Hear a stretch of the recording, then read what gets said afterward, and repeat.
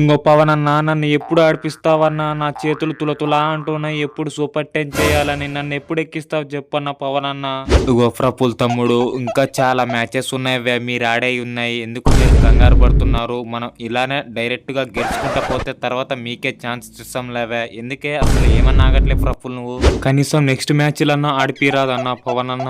తమ్ముడు ప్రఫుల్, ఆల్రెడీ మన 7 wonders fix అయిపోయినాం, మళ్ళీ నీకు ఛాన్స్ ఆడింది తమ్ముడు, నెక్స్ట్ మ్యాచ్ లో కూడా కలవదు తమ్ముడు. ఓకే విజయ్ అన్న, ఆల్ ద బెస్ట్. మరి నెక్స్ట్ మ్యాచ్ యూపీ యోద్ధస్ మీద ఆడుతున్నాం, వరుసగా 5 విజయాలు గెలిచాలి మనం.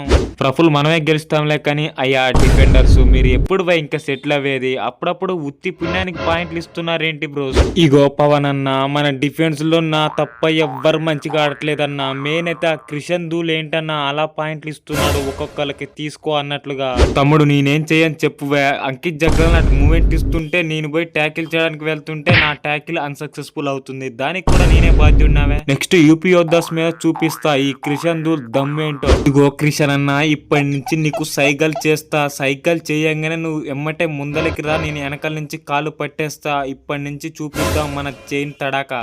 అంతే తమ్ముళ్ళు, డిఫెన్స్ స్ట్రాంగ్ గా ఉంటే ఎంత పెద్ద రైడింగ్ యూనిట్ నైనా మడత పెట్టవచ్చు, కానీ మీరు ఉత్తిగానే పాయింట్లు ఇవ్వకండి ఇది చాలుగా, మనమే ఈ మ్యాచ్ లో గెలుస్తాంలే. కానీ ఫ్రెండ్స్, మనం నెక్స్ట్ మ్యాచ్ లో యూపీ యోద్ధస్ తో ఆడబోతున్నాం, మరి ఈ మ్యాచ్ లో ఎవరు గెలుస్తారని మీరు అనుకుంటున్నారో కామెంట్ చేయండి. మామ నువ్వు వీడియో ఈడిదాకా చూసావంటే నీకు వీడియో నచ్చుంటది కాబట్టి లైక్ చేసి మామ, అలాగే సబ్స్క్రైబ్ చేసుకొని వీడియో షేర్ చేయి మామ. ఇంకా ఇలాంటి ఫన్నీ వీడియో కోసం ఇప్పుడే మన ఛానల్ సబ్స్క్రైబ్ చేసుకోండి. రేపు UP Yoddhas versus Telugu Titans match review అయితే 6:30కి అయితే వస్తుంది మామ, స్టే ట్యూన్.